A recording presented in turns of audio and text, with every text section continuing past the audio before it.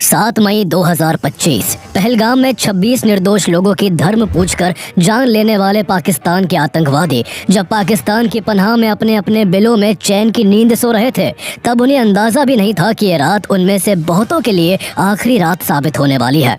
रात के 1:05 से 1:30 के बीच पाकिस्तान के सियालकोट, मुरीदके और बहावलपुर और पीओके के मुजफ्फराबाद, कोटली और भिंबर में लश्कर ताइबा, जैश ए मोहम्मद और हिजबुल मुजाहिदीन के 9 ठिकानों पर 24 मिसाइल्स और दर्जनों बम आकर गिरते हैं और रात के अंधेरे में आतंकियों के ये ठिकाने आग का गोला बन जाते हैं। आसमान धुएं के गुबार से भर जाता है और आतंक के ये 9 के 9 ठिकाने चंद मिनटों में मिट्टी में मिल जाते हैं। ये भारत की तरफ से पाकिस्तान में छिपकर बैठे उन सभी आतंकवादियों और उनके आकाओं के खिलाफ भारत का ऑपरेशन सिंदूर था। ये उन माँ और बहनों की सूनी मांग का बदला था जिनकी आंखों के सामने पहलगाम में उनसे उनका सुहाग छीन लिया गया था। ऑपरेशन सिंदूर पाकिस्तान के आतंकवाद के खिलाफ भारत का अब तक का सबसे बड़ा एक्शन है। पहली बार पाकिस्तान में इंटरनेशनल बॉर्डर से 100 किलोमीटर अंदर तक जाकर आतंकी ठिकानों को नेस्तानाबूद किया गया। ऑपरेशन सिंदूर में 100 से भी ज्यादा आतंकियों के चीथड़े उड़ गए, जिसमें जैश ए मोहम्मद के सरगना मसूद अजहर के 10 परिवार वाले और 4 सहयोगी मारे गए। मरने वालों में एक उसका भाई अब्दुल रऊफ अजहर भी था, जो IC-814 हाईजैकिंग का मास्टरमाइंड था। ये वार इतना तगड़ा था कि भारत के सैकड़ों मासूम लोगों की बेवजह जान लेने वाला जैश का सरगना मौलाना मसूद अजहर भी फूट फूट कर कह बैठा, काश मैं भी इस हमले में मर जाता तो अच्छा था। आइए जानते हैं कि भारत ने पाकिस्तान के अंदर इतने बड़े ऑपरेशन को कैसे अंजाम दिया, इसकी प्लानिंग कैसे की गई और आतंकियों के ठिकानों के तबाह होने के बाद जब पाकिस्तान ने बौखलाकर भारत की सिविलियंस और मिलिट्री साइट्स को नुकसान पहुंचाने की नाकाम कोशिश की, तो कैसे इंडियन आर्म्ड फोर्सेस ने पाकिस्तान के 11 एयर बेसिस को तबाह करके पाकिस्तान को घुटने टेकने पर मजबूर कर दिया। Terror struck Pahalgam. 26 tourists were killed. 4 terrorists carried out the attack. Then they vanished into the forest. जिन्होंने ये हमला किया है, उन आतंकियों को और इस हमले की साजिश रचने वालों को उनकी कल्पना से भी बड़ी सजा मिलेगी। India has now carried out a high-precision tri-service operation targeting 9 major terrorist facilities across Pakistan and Pakistan-occupied Jammu and Kashmir. Operation Sindoor was launched by Indian Armed Forces to deliver justice to the victims of Pahalgam terror attack. Pakistani drones hovered in the night sky, ready to wreak havoc. But the Indian Army swooped in swiftly, intercepting nearly 50 drones and assuring citizens that no attack on their motherland would succeed. The Indian Armed Forces targeted the air defense radars. The air defense system at Lahore has since been neutralized.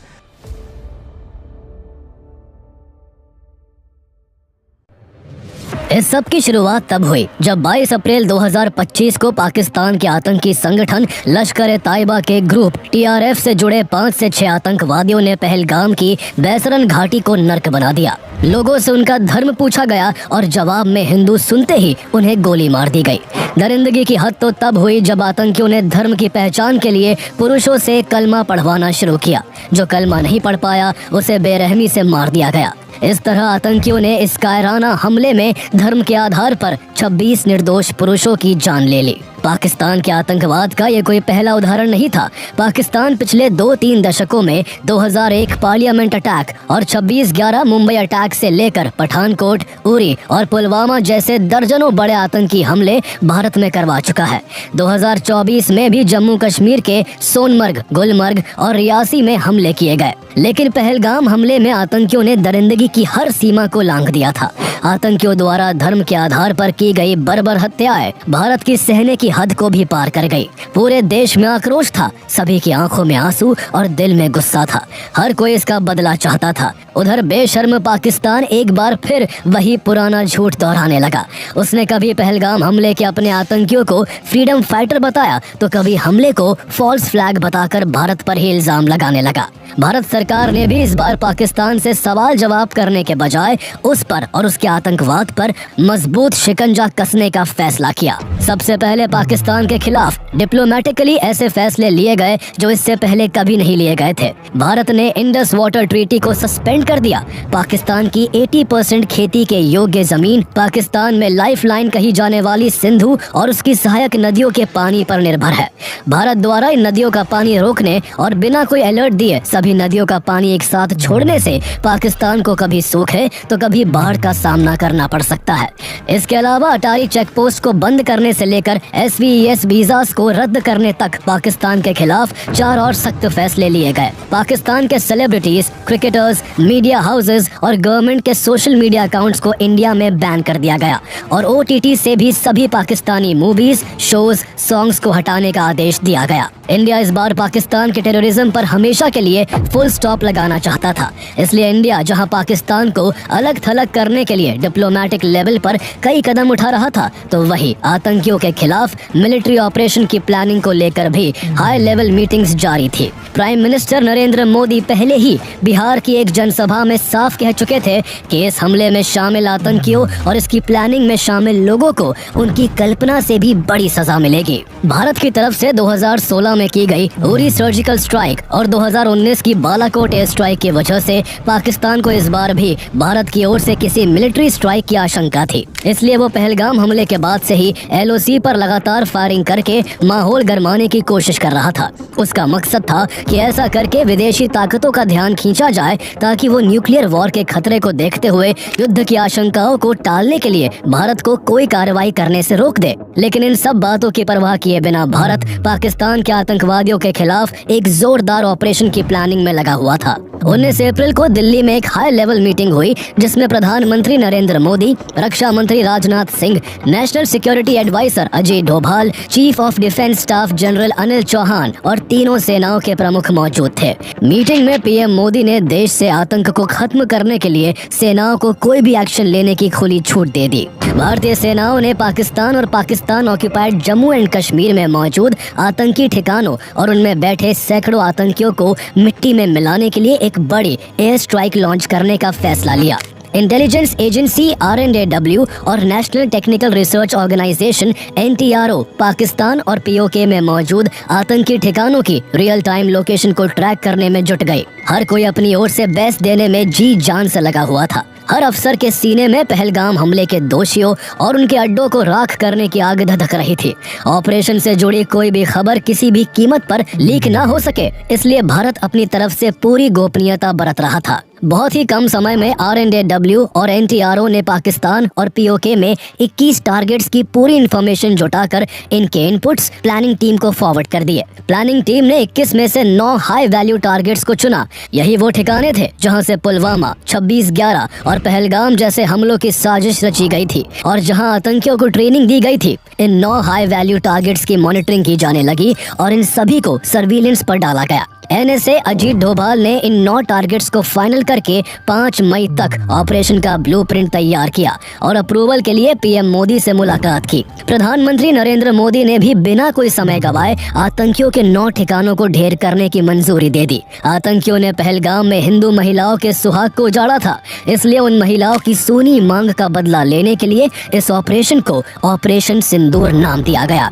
जिसके जरिए आतंकियों को उनकी कब्र में भेजा जाने वाला था। ऑपरेशन शुरू करने से पहले हर एक डिटेल को परखा गया और हर खतरे को नापा गया। इस ऑपरेशन के लिए फाइटर जेट्स की एक घातक स्क्वाड्रन तैयार की गई जिसमें राफेल, मिराज 2000 और सुखोई Su-30 MKI जैसे एडवांस, लॉन्ग रेंज और डेडली फाइटर जेट्स शामिल थे। ये सभी विमान भारतीय हवाई क्षेत्र में रहकर ही ऑपरेट करने वाले थे। जहां राफेल और मिराज 2000 को फ्रंट पर रहकर ऑपरेशन को एग्जीक्यूट करना था, तो वही Su-30 MKI फाइटर्स की तरफ से इन्हें एयर डिफेंस कवर दिया जाना था। ऑपरेशन के लिए स्कैल्प, ब्रह्मोस और हैमर जैसे high precision and long range strike weapons का इस्तेमाल होना था। स्कैल्प क्रूज मिसाइल इतनी पावरफुल है कि ये 550 किलोमीटर दूर तक के टारगेट को पिन पॉइंट एक्यूरेसी के साथ तहस नहस कर देती है। ये 130 फीट से भी कम ऊंचाई पर उड़ान भर सकती है, जिससे ये दुश्मन के रेडार से बचकर उनकी नाक के नीचे से उड़ते हुए सीधे टारगेट को ध्वस्त कर देती है। इसके अलावा ब्रह्मोस एक सुपरसोनिक क्रूज मिसाइल है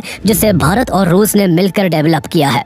ये ये मिसाइल जमीन, समंदर और हवा हर जगह से दागी जा सकती है। इसकी स्पीड साउंड की रफ्तार से भी 3 गुना तेज होती है और ये 500 किलोमीटर से भी ज्यादा की रेंज के साथ अपने टारगेट को बेहद सटीकता से तबाह कर सकती है। वहीं फ्रेंच टेक्नोलॉजी वाला हैमर बम 250 से 1000 किलो तक का पेलोड लेकर बिना जीपीएस सिग्नल के भी करीब 70 किलोमीटर दूर के टारगेट को पूरी तरह तबाह कर सकता है। इसके अलावा ऑपरेशन में स्पाइस 2000 बॉम्ब्स का भी इस्तेमाल होना था। साथ ही कामिकाजे ड्रोन्स भी इस ऑपरेशन में एक अहम भूमिका निभा रहे थे। मिशन से पहले ये ड्रोन्स दुश्मन की सीमा में घुसकर रियल टाइम सर्विलेंस कर रहे थे, जिससे ऑपरेशन टीम को तुरंत एक्यूरेट इनपुट्स मिल सके और ऑपरेशन को बिना किसी चूक के अंजाम दिया जा सके। इंडिया ने ऑपरेशन के लिए जिन 9 हाई वैल्यू टेररिस्ट टारगेट्स को चुना था, उनमें से 5 टारगेट्स पीओके में एलओसी से महज कुछ किलोमीटर की दूरी पर मौजूद थे, जबकि 4 टारगेट्स पाकिस्तान के भीतर इंटरनेशनल बॉर्डर से 6 किलोमीटर से लेकर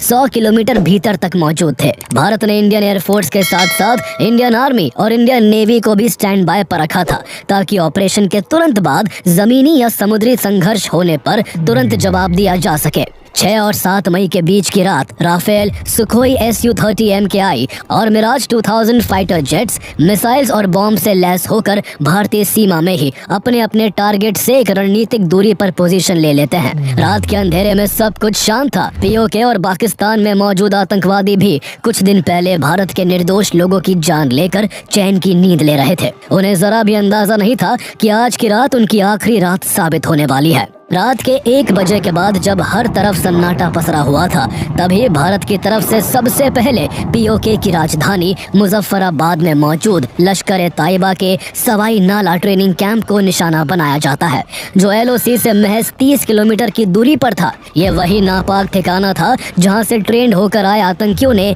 2024 में सोनमर्ग और गुलमर्ग और 22 अप्रैल 2025 को पहलगाम में भारत के लोगों की जान ली थी। सर्विलेंस ड्रोन से ग्रीन सिग्नल मिलते ही इंडियन फाइटर जेट्स ने मिसाइल और बम बरसाने शुरू कर दिए, जिनसे लश्कर के सवाई नाला कैंप की इमारतें पल भर में आग का गोला बन गई। चारों दिशाएं बहुत जोरदार आवाजों से गूंज उठी और आसमान काले धुएं से भर गया। मिसाइल की चपेट में आकर कई आतंकी वही ढेर हो गए और जो बचे वो भी ढहती हुई इमारत के मलबे के नीचे दबकर दफन हो गए। इसके बाद अगला टारगेट पीओके के मुजफ्फराबाद में ही एलओसी से लगभग 15 किलोमीटर दूर जैश-ए-मोहम्मद का सैयदना बिलाल कैंप था। ये जैश का स्टेइंग एरिया था, जहां नए रिक्रूट लड़कों को हथियार चलाने, विस्फोटक बनाने और फिदायीन हमले करना सिखाया जाता था। तीसरा टारगेट एलओसी से करीब 30 किलोमीटर दूर पीओके के कोतली में लश्कर-ए-ताइबा का गुलपुर कैंप था, जहां से ट्रेंड हुए आतंकियों ने अप्रैल 2023 और जून 2024 में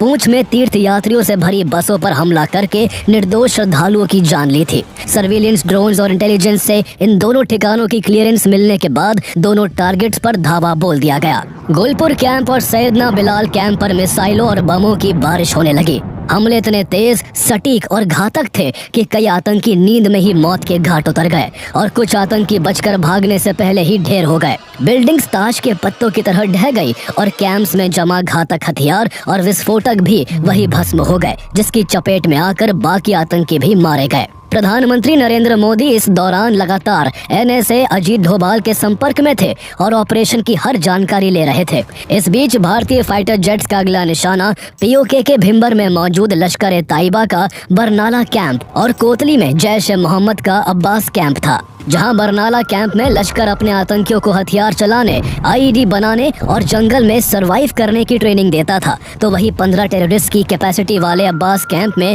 जैश-ए-मोहम्मद के फिदायीन तैयार किए जाते थे। जैसे ही क्लियरेंस मिला, एक के बाद एक कई मिसाइलें आकाश से बरसने लगी और इन दोनों आतंक के अड्डों को मिट्टी में मिला दिया गया। भयानक धमाकों से पूरी बिल्डिंगें ढह गई, हथियारों के जखीरे उड़ गए और ज्यादातर आतंकी वही मारे गए। जिस वक्त पीओके के इन 5 आतंकी ठिकानों को मिट्टी में मिलाया जा रहा था, उसी दौरान भारत के फाइटर जेट्स भारतीय हवाई सीमा में रहते हुए पाकिस्तान के अंदर भी जैश-ए-मोहम्मद, लश्कर-ए-ताइबा और हिजबुल मुजाहिदीन के ठिकानों को ढेर करने में लगे हुए थे।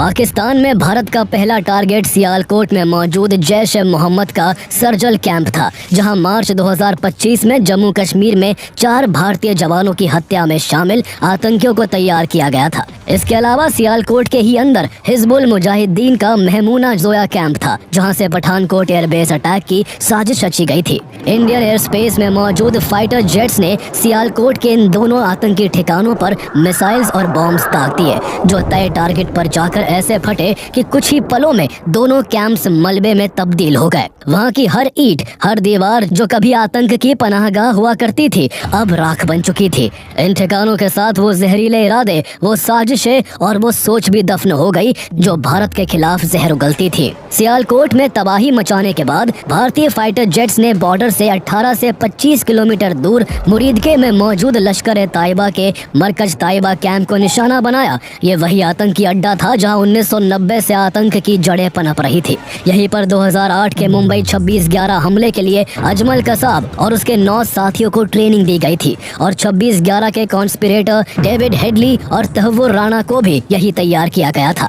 जब इस ठिकाने के कोऑर्डिनेट्स ऑपरेशन से जुड़े जवानों के सामने आई तो उनके सीने में सालों से दबी आग धधक उठी।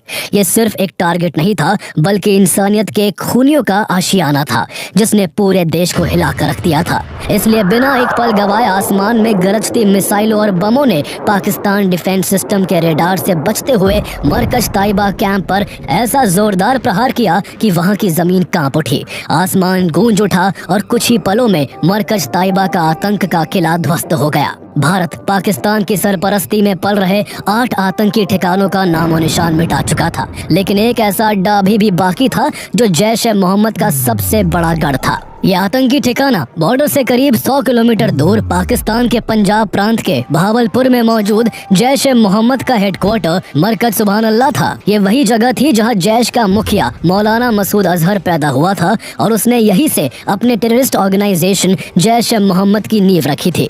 इसी अड्डे से 2001 पार्लियामेंट अटैक, जम्मू कश्मीर के विधानसभा पर हमला, 2016 पठानकोट एयरबेस अटैक और 2019 में हुए पुलवामा हमले की साजिश रची गई थी। इन हमलों में मारे गए लोगों को सच्ची श्रद्धांजलि देने के लिए आतंक के इस अड्डे पर भारत की ओर से ब्रह्मोस मिसाइल को छोड़ा जाता है। कुछ ही मिनटों में जैश के हेडक्वार्टर की इमारतें मलबे में तब्दील हो गई और मौलाना मसूद अजहर के कई रिश्तेदार और टॉप कमांडर इस हमले में मारे गए। रात 1:05 पर शुरू हुए इस ऑपरेशन ने केवल 25 मिनट में आतंक के 9 ठिकानों को ढेर कर दिया, जिसमें 100 से भी ज्यादा आतंकी मारे गए। जहां इस ऑपरेशन में जैश के सरगना मसूद अजहर का भाई और इंडियन एयरलाइंस IC-814 की हाईजैकिंग का मास्टरमाइंड अब्दुल रऊफ अजहर मारा गया, तो वही उसके 2 ब्रदर इन लॉ और जैश के टॉप कमांडर मोहम्मद यूसुफ अजहर उर्फ उस्ताद जी और हफीज मोहम्मद जमील, ये दोनों भी मारे गए। इसके अलावा लश्कर के भी 2 बड़े कमांडर खालिद और मुदस्सर खादियान खास भी ढेर हो गए। भारत के इस ऑपरेशन सिंदूर से जैश के सरगना मसूद अजहर का इतना बुरा हाल था कि जब इस हमले में उसके 10 रिश्तेदार और 4 करीबी मारे गए तो उसे इतनी चोट पहुंची कि उसे ये कहना पड़ा कि काश इस हमले में मैं भी इन लोगों के साथ मारा जाता। खास बात ये थी कि भारत के इस ऑपरेशन से करीब 3 घंटे पहले पाकिस्तानी एयरफोर्स ने भारत का मजाक उड़ाने के लहजे में अपनी आवाम के लिए एक्स पर एक पोस्ट किया था, sleep tight because PAF is awake. इसके 3 घंटे बाद ही भारत ने पाकिस्तान के आतंकी ठिकानों को राख करके पाकिस्तान को सच में जगा दिया। ऑपरेशन सिंदूर की सफलता के कुछ घंटे बाद 7 मई की दोपहर भारत सरकार ने एक प्रेस कॉन्फ्रेंस की। मंच पर फॉरेन सेक्रेटरी विक्रम मिश्री, इंडियन एयरफोर्स की विंग कमांडर व्योमिका सिंह और इंडियन आर्मी की कर्नल सोफिया कुरैशी थी। ये कोई आम प्रेस कॉन्फ्रेंस नहीं थी, ये एक सिंबॉलिक जवाब था उन आतंकियों को जिन्होंने पहलगाम में पुरुषों को उनका धर्म पूछकर चुन चुन कर मारा था और उनकी पत्नियों, बहनों, माओं से कहा गया था कि जाकर अपनी सरकार को बता देना कि हमने क्या किया है।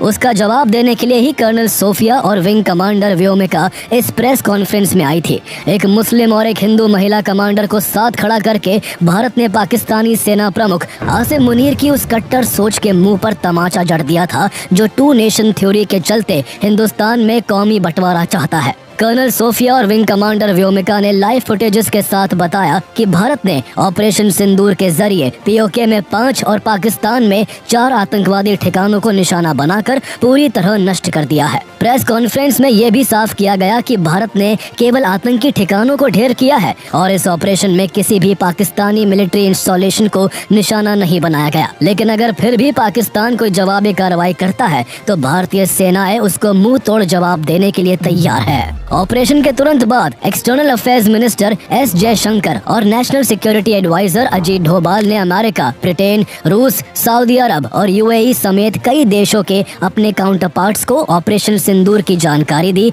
और साफ कर दिया कि भारत का मकसद तनाव बढ़ाना नहीं है, लेकिन अगर पाकिस्तान कोई हरकत करता है तो अंजाम बहुत बुरा होगा। दुनिया के कई बड़े देशों ने भारत के इस ऑपरेशन को टेरर के खिलाफ एक जरूरी कार्रवाई बताया। सबसे खास बात यह थी कि भारत की ऑपोजिशन पार्टीज ने भी पहली बार ना कोई सबूत मांगा, ना कोई सवाल उठाया। सभी ने सेना की तारीफ की, सरकार को समर्थन दिया और आतंक के खिलाफ भारत की एकता की तस्वीर पेश की। पाकिस्तान के हुक्मरान भारत के ऑपरेशन सिंदूर से दंग थे। वो यही नहीं समझ पाए कि भारत ने इतने बड़े ऑपरेशन को इतनी सटीकता के साथ पाकिस्तान में घुसकर कैसे अंजाम दिया है। उसके 9 आतंकी अड्डे ध्वस्त हो चुके थे और उनके मलबे की तस्वीरें सोशल मीडिया पर वायरल थी। पाकिस्तान अब इस हमले को झुठला नहीं सकता था, लेकिन उसने खुद को विक्टिम दिखाने का वही पुराना ड्रामा फिर शुरू कर दिया। पाकिस्तान के इंफॉर्मेशन मिनिस्टर अताउल्लाह तरार ने एक foreign media channel sky news को इंटरव्यू दिया और कहा, पाकिस्तान तो मासूम देश है और यहाँ कोई आतंकी कैंप नहीं है, बल्कि हम खुद आतंकवाद के शिकार है। लेकिन न्यूज एंकर यल्दा हकीम ने उसी इंटरव्यू में उनकी पोल खोल कर रख दी। एंकर ने उन्हें पाकिस्तान के ही नेताओं के पुराने बयान याद दिलाए जब पूर्व राष्ट्रपति परवेज मुशर्रफ, पूर्व प्रधानमंत्री बेनजीर भुट्टो और मौजूदा मंत्री ख्वाजा आसिफ ने खुले मंचों पर स्वीकार किया था कि पाकिस्तान दशकों से आतंकी संगठनों को पालता रहा है। When you say there are no terrorist camps in Pakistan, that is going against what General Pervez Musharraf has said, what Benazir Bhutto has said, what your defense minister said just a week ago. Anchor ने यह भी याद दिलाया कि America ने पाकिस्तान को बिना बताए ओसामा बिन लादेन को पाकिस्तान में घुसकर मारा था, क्योंकि अमेरिका को पाकिस्तान पर भरोसा नहीं था। इन सब सच बातों को सुनकर पाकिस्तान के सूचना मंत्री के चेहरे की हवाइयां उड़ गई। पाकिस्तान किस हद तक आतंकवाद के साथ जुड़ा हुआ है, ये एक बार फिर दुनिया ने तब देखा जब 7 मई को ऑपरेशन सिंदूर में मारे गए आतंकवादियों के जनाजे में लश्कर ताइबा के आतंकी और पाकिस्तान आर्मी के जवान एक साथ दिखाई दिए। उन आतंकियों की लाशों को पाकिस्तानी झंडे में लपेटा गया था। ये तस्वीरें दुनिया भर में फैल गई और पूरी दुनिया ने देख लिया कि पाकिस्तान टेरर को कितना खुलकर सपोर्ट करता है। लेकिन पाकिस्तान का ये रूप देखने के बावजूद 9 मई 2025 को इंटरनेशनल मॉनेटरी फंड IMF ने पाकिस्तान को $2 बिलियन से भी ज्यादा का नया लोन दे दिया, ये जानते हुए भी कि पाकिस्तान कर्ज के पैसे का भी इस्तेमाल अपनी तरक्की में नहीं बल्कि भारत में आतंकवाद फैलाने के लिए करता है। इससे ये साफ होता है कि दुनिया में कुछ संस्थान ऐसे भी हैं जो दुनिया से आतंकवाद खत्म करने की बात तो करते हैं, लेकिन उसके खिलाफ कोई एक्शन नहीं लेते। आतंकियों की मौत का मातम मनाने वाला पाकिस्तान ऑपरेशन सिंदूर के बाद भी अपना दोगलापन दिखाने से बाज नहीं आया। पाकिस्तान के रक्षा मंत्री ख्वाजा आसिफ ने मीडिया संस्थान ब्लूमबर्ग से बात करते हुए कहा कि अगर भारत हमले रोक दे तो हम कोई जवाबी हमला नहीं करेंगे। लेकिन ये वही पाकिस्तान है जिसके दिखाने के दांत कुछ और होते हैं और खाने के कुछ और। जहां एक तरफ पाकिस्तान इंटरनेशनल प्लेटफॉर्म्स पर खुद को शांति पसंद देश बताने की कोशिश कर रहा था, तो वहीं दूसरी ओर उसकी सेना LOC पर सीज फायर का उल्लंघन करते हुए भारत के कई सिविलियन इलाकों को टारगेट कर रही थी। पाकिस्तान ने सबसे ज्यादा पूंछ में गोलीबारी की, जिससे 12 निर्दोष लोगों की जान चली गई, जिनमें 4 मासूम बच्चे भी थे। इसके अलावा भारतीय सेना के लांस नायक दिनेश कुमार भी इसमें शहीद हो गए। लेकिन पाकिस्तान यही नहीं रुका, बल्कि उसने भारत के खिलाफ एक बड़े सैन्य हमले की कोशिश की। 7 और 8 मई की रात के बीच पाकिस्तान ने जम्मू एंड कश्मीर, पंजाब और गुजरात के 15 शहरों में मौजूद Indian military installations, civilian areas और रिलीजियस प्लेसेस को ड्रोन और मिसाइल्स के जरिए निशाना बनाने की कोशिश की। लेकिन इंडिया पहले से ही पाकिस्तान के नापाक इरादों से सतर्क था। जैसे ही ये ड्रोन और मिसाइल भारतीय हवाई क्षेत्र में दाखिल हुए, भारत के multi layered air defence network ने उन्हें हवा में ही तिनके की तरह बिखेर के रख दिया। भारत का ये सिस्टम, जिसमें रूस से खरीदा गया S-400, इजरायली बैरक 8 और स्वदेशी आकाश एयर डिफेंस सिस्टम्स शामिल है, दुश्मन की हर हरकत पर चौकस था। S-400, जिसे भारत का सुदर्शन चक्र कहा जाता है, वो 600 किलोमीटर दूर से दुश्मन की मिसाइल को ट्रैक कर सकता है और 400 किलोमीटर के भीतर उसे हवा में ही तबाह कर सकता है। स्वदेशी आकाश एयर डिफेंस सिस्टम ने भी पाकिस्तान के ड्रोन और मिसाइल को ध्वस्त कर भारत की सुरक्षा में अहम भूमिका निभाई। पाकिस्तान की नापाक हरकत का भारत ने 8 मई की दोपहर ऐसा जवाब दिया कि लाहौर और सियालकोट से लेकर इस्लामाबाद तक धमाकों की गूंज सुनाई दी। भारत ने हार्पी ड्रोन से पाकिस्तान के कई एयर डिफेंस रडार और सिस्टम्स को टारगेट किया। इजराइल से लिए गए ये harpy drone anti radiation Sikar से लैस होते हैं, जो दुश्मन के रेडार सिग्नल को पकड़कर खुद ब खुद उस पर हमला कर देते हैं। ये ड्रोन 9 घंटे तक हवा में उड़ सकते हैं और global navigation satellite systems GNSS के काम न करने पर भी हमले को अंजाम दे सकते हैं। भारत ने इसी तकनीक से लाहौर में मौजूद चीन से खरीदे गए पाकिस्तान के HQ-9 एयर डिफेंस सिस्टम को तबाह कर दिया। ये पाकिस्तान के लिए एक बड़ा झटका था, लेकिन इससे भी ज्यादा शर्मनाक पाकिस्तान के रक्षा मंत्री ख्वाजा आसिफ का जवाब था। उन्होंने कहा कि हमने भारतीय ड्रोन इसलिए इंटरसेप्ट नहीं किए क्योंकि इससे हमारी सीक्रेट लोकेशंस एक्सपोज हो सकती थी। उनके इस बचकाने तर्क ने पाकिस्तान की कमजोरी को साफ उजागर कर दिया। भारत की जवाबी कार्रवाई यही खत्म नहीं हुई। भारत ने पाकिस्तान के पंजाब प्रांत में एक पाकिस्तानी AWACS एयरक्राफ्ट को भी मार गिराया।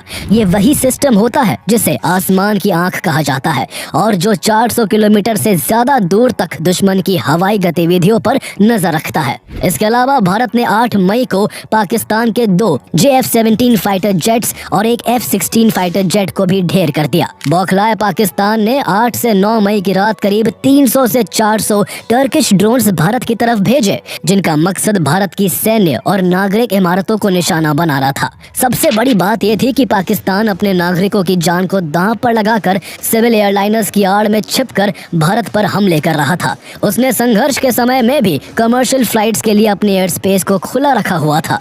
पाकिस्तान की इस हरकत के बाद भी एक बार फिर भारत के शक्तिशाली एयर डिफेंस सिस्टम्स ने उसकी मिसाइल्स और ड्रोन्स को हवा में ही नेस्ता नाबूद कर दिया। पाकिस्तान तब भी बाज नहीं आया और उसने 9 और 10 मई के बीच की रात ऑपरेशन बुनियान उन मरसूस लॉन्च करके भारत की 26 स्ट्रेटेजिक साइट्स को टारगेट करने की नाकाम कोशिश की। पाकिस्तान ने इस बार अपनी फतह जैसी लॉन्ग रेंज मिसाइल्स का भी इस्तेमाल किया। हालांकि केवल 1-2 जगह पर हुए नुकसान को छोड़कर इंडियन एयर डिफेंस सिस्टम्स ने इन हमलों को भी नाकाम कर दिया। चूंकि पाकिस्तान के सारे वार नाकाम हो रहे थे, इसलिए उसने भारत के खिलाफ फेक प्रोपेगेंडा भी शुरू कर दिया था। वहाँ की आर्मी और सरकार पहले ही एक झूठा दावा कर चुकी थी कि पाकिस्तान ने राफेल समेत भारत के 5 फाइटर जेट्स मार गिराए हैं। 5 Indian aircrafts, including 3 Rafale, 1 Su-30 and 1 MiG-29 have been shot down. जब इसको लेकर पाकिस्तान के डिफेंस मिनिस्टर ख्वाजा आसिफ से एक फॉरेन चैनल पर एविडेंसेस मांगे गए तो उन्होंने कहा कि इसके सबूत सोशल मीडिया पर है। एंकर ने तुरंत जवाब दिया, It's not to talk about content all over social media. I'm sorry. I'm asking you very specifically. लेकिन सिर्फ डिफेंस मिनिस्टर ही नहीं, पाकिस्तान के प्रधानमंत्री, आर्मी और वहाँ के मीडिया हाउस सभी ने झूठ का एक समंदर बहा दिया। कभी दावा किया गया कि पाकिस्तान की तरफ से साइबर अटैक में भारत की 70% इलेक्ट्रिसिटी ग्रिड को डिसफंक्शनल कर दिया गया है, तो कभी कहा गया कि पाकिस्तान ने भारत का S-400 सिस्टम मिसाइल से उड़ा दिया है। हैरानी की बात यह है कि इन फर्जी खबरों का सिलसिला सिर्फ पाकिस्तान तक ही सीमित नहीं रहा, बल्कि भारत के कुछ मीडिया संस्थानों ने भी फर्जी खबरों का अंबार लगा दिया। ऐसे दावे किए गए जो फैक्चुअली सही नहीं थे। फेक न्यूज के इस बहती नदी में चीन और कुछ वेस्टर्न देशों के मीडिया हाउसेस ने भी अपने वेस्टेड इंटरेस्ट के लिए हाथ धोते हुए भारत के खिलाफ फेक प्रोपेगेंडा फैलाने का काम किया। ये सब एक साइकोलॉजिकल वॉरफेयर का हिस्सा होता है, जिसमें लोगों को इंटेंशनली गुमराह करके एक गलत नैरेटिव बिल्ड किया जाता है। ऐसे माहौल में भारत की प्रेस इंफॉर्मेशन ब्यूरो PIB की फैक्ट चेकिंग टीम एक्टिव हो गई, जिसने सोशल और मेन स्ट्रीम प्लेटफॉर्म्स पर फैल रहे फेक कंटेंट को पहचान कर सच सामने लाने का काम शुरू किया। भारत को साफ समझ आ रहा था कि पाकिस्तान आतंकी ठिकानों के ध्वस्त होने से किस कदर बिलबिलाकर भारत को नुकसान पहुंचाने की हर कोशिश कर रहा है। इसलिए इस बार भारत ने ऐसा जवाब दिया कि पाकिस्तान के पांव उखड़ गए। भारत ने इसके बदले में पाकिस्तान एयरफोर्स के कई मिलिट्री एयर बेसिस को निशाना बनाया। भारत ने 8 मई से 10 मई के बीच पाकिस्तान के 11 मिलिट्री एयर बेस को तबाह करके रख दिया। भारत ने जिन एयरबेस को टारगेट किया उनमें नूर खान, रफीकी, मुरीद, सुक्कुर, सियालकोट, पसरूर, चुनियन, सरगोधा, स्कार्दू, भोलारी और जैकोबाबाद जैसे अहम एयरबेस शामिल थे। ये सभी जगहें पाकिस्तान की ऑपरेशनल प्लानिंग के लिए बेहद अहम थी। कहीं से ड्रोन वॉरफेयर कमांड चलता था तो कहीं एयर डिफेंस सिस्टम्स और फाइटर जेट्स की तैनाती होती थी। इनमें सबसे ज्यादा अहम रावलपिंडी में मौजूद नूर खान एयरबेस था, जो पाकिस्तान की एयर मोबिलिटी कमांड का नर्व सेंटर है, जहां से उनके सब एरियाई airborne warning systems, C-130 transport aircraft और IL-78 एयर टैंकर्स ऑपरेट किए जाते हैं। सबसे जरूरी बात यह है कि नूर खान एयरबेस पाकिस्तान के स्ट्रेटेजिक प्लान्स डिवीजन के हेडक्वार्टर्स के बेहद करीब मौजूद है और यही डिवीजन पाकिस्तान के करीब 170 न्यूक्लियर वेपन्स की देखरेख करता है। पाकिस्तान को सबसे बड़ा झटका भोलारी एयरबेस पर हुए हमले में लगा, जहां स्क्वाड्रन लीडर उस्मान यूसुफ समेत दर्जनों पाकिस्तानी जवान मारे गए और कई फाइटर जेट्स पूरी तरह तबाह हो गए। इंडियन एयरफोर्स ने कराची के पास मौजूद मिलिट्री साइट्स को भी टारगेट किया, जिसमें सबसे अहम हमला कराची के मलीर कैंट पर हुआ, जहां पाकिस्तान की एक surface to air missile site को प्रिसीजन स्ट्राइक के जरिए तबाह किया गया। भारत ने इस जवाबी कार्रवाई के लिए ब्रह्मोस क्रूज मिसाइल्स का इस्तेमाल किया था, जिसके जरिए भारत ने पाकिस्तान के एयर बेसिस को निशाना बनाकर पाकिस्तान की एयरफोर्स के करीब 20% इंफ्रास्ट्रक्चर तबाह कर दिया था। इंडिया ने उन पाकिस्तानी पोस्ट और लॉन्च पैड्स को भी निशाना बनाया जहां से भारत की ओर ड्रोन्स और मिसाइल्स छोड़े जा रहे थे। सिर्फ 3 से 4 दिनों के भीतर ही पाकिस्तान का पूरा डिफेंस इंफ्रास्ट्रक्चर एक्सपोज हो चुका था। भारत के इनकाउंटर अटैक्स ने पाकिस्तान की सैन्य ताकत की पोल खोल कर रख दी थी। ऐसे में जहां माहौल फुल फ्लेज्ड वॉर की ओर बढ़ता नजर आ रहा था, तभी उसी मोड़ पर अपने डिफेंस इंफ्रास्ट्रक्चर को चरमराते देख पाकिस्तान को भारत से मिली अतीत की हारें याद आने लगी। दोनों देशों के बीच आखिरी जंग आज से करीब 26 साल पहले 1999 में लड़ी गई थी। कारगिल के लिए लड़ी गई ये लड़ाई पाकिस्तान के घुसपैठ के बाद शुरू हुई थी, जिसमें भारत की सेना ने करीब 2 महीने के भीतर पाकिस्तानी सेना को उल्टे पांव लौटने पर मजबूर कर दिया था। उससे पहले 1971 का युद्ध हुआ था, जिसमें पाकिस्तान को उसके इतिहास की सबसे शर्मनाक हार मिली थी। इस जंग में सिर्फ 13 दिनों के अंदर पाकिस्तान के 93,000 सैनिकों को भारत के आगे सरेंडर करना पड़ा था और उसे इस जंग की कीमत अपना आधा देश गंवाकर चुकानी पड़ी थी, जिसे आज बांग्लादेश के नाम से जाना जाता है। इसके अलावा भारत ने 1965 और 1947-48 की लड़ाई में भी पाकिस्तान को करारी शिकस्त दी थी और ये सब तब हुआ था जब भारत की इकोनॉमिक हालत कुछ खास नहीं थी। लेकिन आज भारत दुनिया की 4th लार्जेस्ट इकोनॉमी है और 2027-2028 तक दुनिया की 3rd लार्जेस्ट इकोनॉमी बन जाएगा। उधर पाकिस्तान आज भी IMF और चाइना के कर्ज पर जी रहा है। सैन्य ताकतों में भी भारत पाकिस्तान से हर मामले में आगे है, चाहे सैनिकों की संख्या हो या हथियारों की तकनीक। भारत हर मोर्चे पर पाकिस्तान से कहीं आगे खड़ा है। शायद इन्हीं सच्चाइयों ने पाकिस्तान को आईना दिखा दिया और नतीजा ये हुआ कि 10 मई को दोपहर 3:35 पर पाकिस्तान के DGMO को भारत के DGMO से सीज फायर की गुहार लगानी पड़ी। इसके बाद दोनों देशों के बीच सहमति बनी कि दोनों तरफ से सैन्य कार्रवाई रोक दी जाएगी। ध्यान देने वाली बात यह है कि भारत ने इसे कोई सीज फायर नहीं माना, बल्कि जरूरी समय तक के लिए सैन्य कार्रवाई को केवल स्थगित किया। भारत ने इसके लिए पाकिस्तान के साथ एक शर्त भी रखी कि अगर भविष्य में पाकिस्तान की ओर से कोई आतंकी हमला होता है तो इसे सीधा एक्ट ऑफ वॉर माना जाएगा और उसका जवाब युद्ध स्तर पर दिया जाएगा। इसी के साथ दोनों देशों ने आधिकारिक रूप से सैन्य कार्रवाई के स्थगित होने की घोषणा कर दी। लेकिन भारत के इस फैसले से देश भर में कई सवाल खड़े हो गए। सबसे बड़ा सवाल ये था कि जब भारत इतनी मजबूत स्थिति में था तो फिर सीज फायर क्यों माना गया। इस सवाल का एक पहलू ये भी था कि क्या इसके बाद पाकिस्तान आतंकवादी गतिविधियां रोक देगा, जबकि पूरी दुनिया जानती है कि भारत के खिलाफ पाकिस्तान का सबसे बड़ा हथियार ही आतंकवाद है। सबसे चौंकाने वाली बात यह थी कि भारत और पाकिस्तान की घोषणा से पहले सीज फायर की घोषणा अमेरिका के राष्ट्रपति डोनाल्ड ट्रंप ने अपने social media handle truth social पर एक पोस्ट डालकर की थी। ट्रंप ने इस तरह दुनिया भर में भारत और पाकिस्तान के बीच तनाव कम करवाने का क्रेडिट लेने की कोशिश की। इसी को लेकर सवाल उठने लगे कि क्या भारत ने अमेरिकी दबाव में ये फैसला लिया है। ट्रंप ने बाद में ये भी कहा कि उन्होंने भारत और पाकिस्तान को ये धमकी देकर संघर्ष रोकने के लिए मनाया था कि अगर दोनों देशों ने बात नहीं मानी तो अमेरिका उनके साथ ट्रेड करना बंद कर देगा। हालांकि इस बीच इंडियन ऑफिशियल्स की तरफ से सफाई भी आई कि ये संघर्ष भारत और पाकिस्तान की आपसी बातचीत की वजह से रुका है और इसमें किसी भी तीसरे देश का हस्तक्षेप शामिल नहीं था।